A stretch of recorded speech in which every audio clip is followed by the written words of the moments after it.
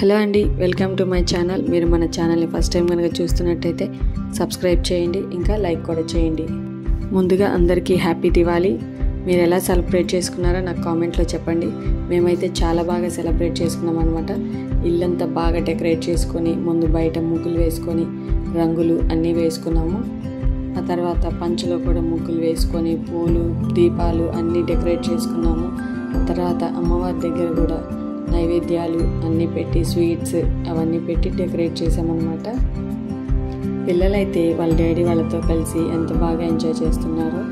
టపాసులన్నీ కాలుస్తూనే ఉన్నారు. చిన్నప్పుడు ఎవరింటి ముందు ఎక్కువ పేపర్స్ ఉంటే వాళ్ళు ఎక్కువ కాల్చినట్టు అంటారు కదా, అంతే ఉందన్నమాట. ఇల్లంతా లైటింగ్స్తో దీపాలతో డెకరేట్ చేసాము, బాగా ఫ్లవర్స్తో. అమ్మవారి దగ్గర అయితే స్వీట్స్ అవన్నీ గోల్డ్ అన్నీ పెట్టి డెకరేట్ చేసాము.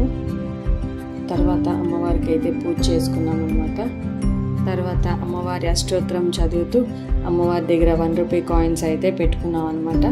పూజ అనేది బాగా జరిగింది, చాలా బాగా జరిగింది. తర్వాత అమ్మవారికి ధూపం వేసి కొబ్బరికాయ కొట్టి నైవేద్యం సమర్పించాం.